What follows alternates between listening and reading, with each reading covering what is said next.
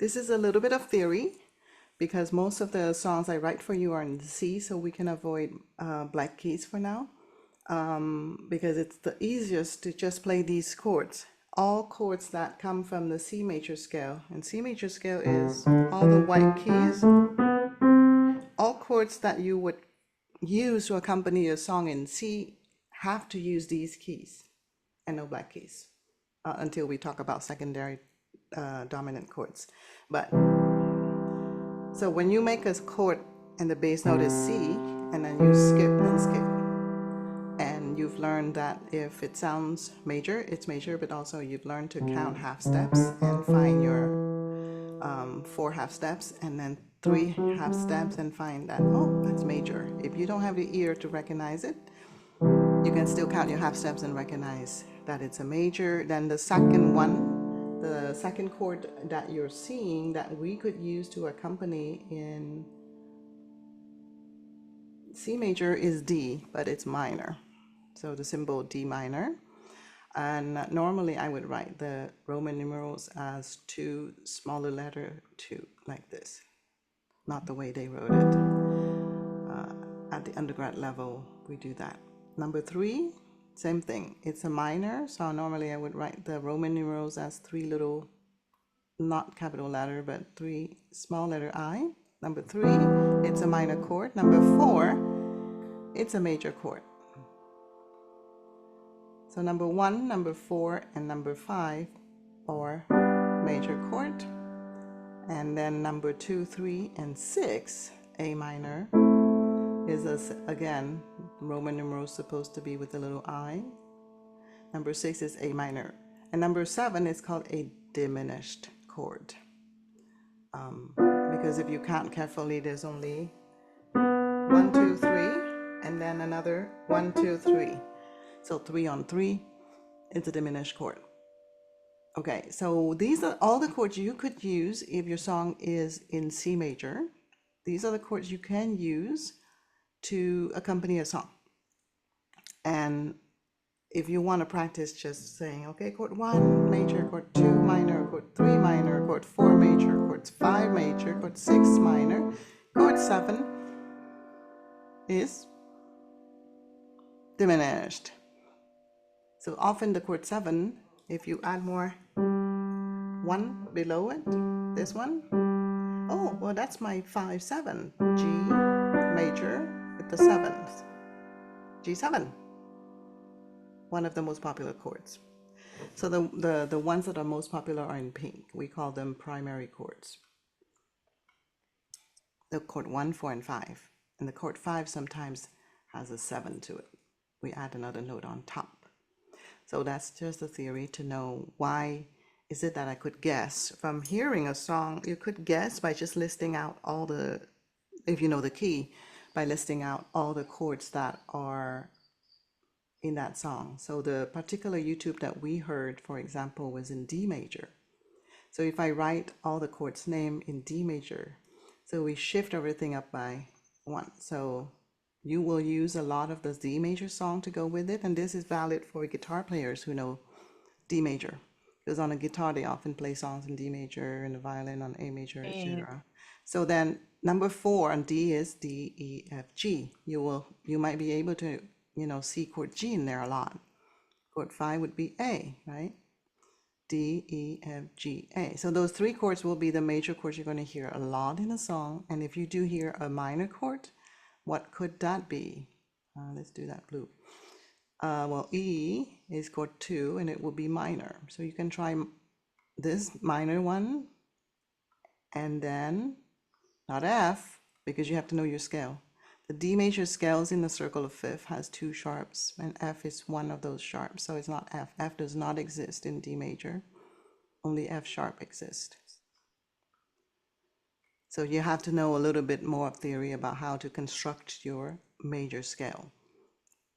So the major scale of D major has the note D, and then E, and then F sharp, and then G, and then A, and then B, which will be also minor because it's chord 6. All chord 6 are minor. And then the last one, the leading tone chord is, we call that leading tone, the 7th note, it's not C, it's C sharp, because in the scale of D, C is sharp. So then you could say, oh, then I have that one minor, chord 3, and this one is, oh, I should have changed my color. Sorry, this one is a diminished, the C sharp. So I'm going to be consistent and use green. The C sharp will be a diminished chord. What does it mean to be diminished? 3 half steps. C sharp, that would be my second note, and 3 half steps. This is C sharp diminished. On the piano, I don't know how to find out on a guitar for you, but at least you can list out all the chords in that YouTube that we just saw. It's like, I have no idea, but you can at least try one of these 7 chords. You have the list of them, and until I teach you secondary dominance. And so, yes, you have the list of them. You can try to do by ear. Oh, it's minor. Maybe it's this one. Maybe it's this one. Maybe it's this one. Oh, it sounds major. Maybe it's the primary chords, chord 1 or chord 4 or chord 5. And that's one way to complement your ears with some theory in order to find anything on YouTube. Of course, what was missing was how to construct a scale, right? But you can find that in a scale book if you want a shortcut. But already I have been asking you to do 2 2 1 2. What is it? 2 half steps from the first note to the second note. 2 half steps from the second note to the third note. Only 1 half step between the third note to the fourth note. 1 half step. Back to 2 half steps between the fourth note to the fifth note. D major, warm up.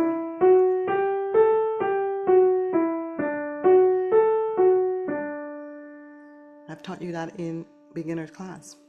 There's a reason for it. It's because you're playing the first 5 notes of any major scale. D, 2 half step.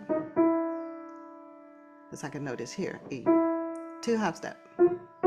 Third note is here, F sharp. 1 half step. That's the fourth note, G. And then 2 half step. Here's my fifth note. And you knew how to find D major chord. But then, if you continue, instead of just 2 2 1 2, and you continue, you'll find that it's 2 again and 2 again. By the time you get to the 7th note, you know after C is D. You're just repeating the top note up there, right? So there you can find any major scale that way. Yeah, D is on top, D is at the bottom. We're talking about D major scale. So that was the missing link. If you don't know how to find any major scale, you might not be able to play it, but you can find it by just counting.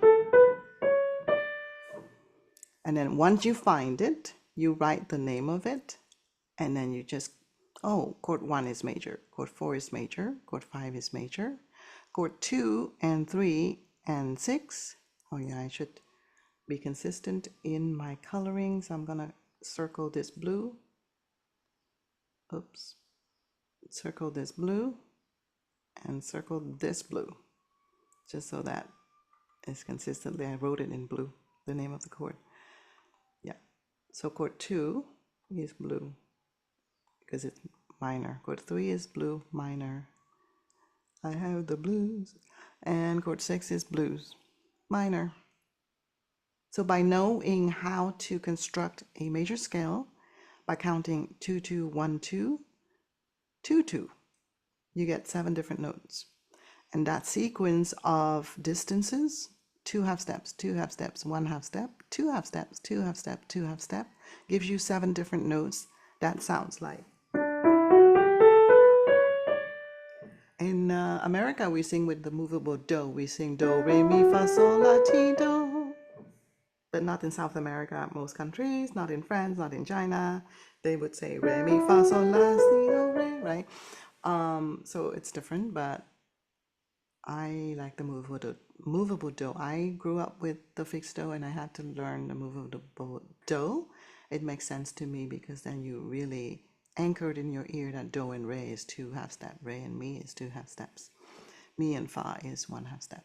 So anyways, that's another theory lesson. So if my song is in D, I list out all the names of the 7 notes that goes in D major by following 2 2 1 2 2 2. Then knowing the theory that chord 1, 4, and 5 are major chords, I leave them with a capital letter. Knowing that chord 2, 3, and 6 are minor, I add a little M and I play minor chords. And knowing that chord 7 is always a diminished chord. And knowing how to construct them on the keyboard. So that's the theory recap, pretty fast. Just think about it and take another example for yourself and ask me if that is the correct list of chords for, let's say, your song that you found on YouTube is in A major. List out all your chords. Then you would know how to find those chords with the guide of your ears. Oh, major or minor? It sounds major. Oh, maybe it sounds minor.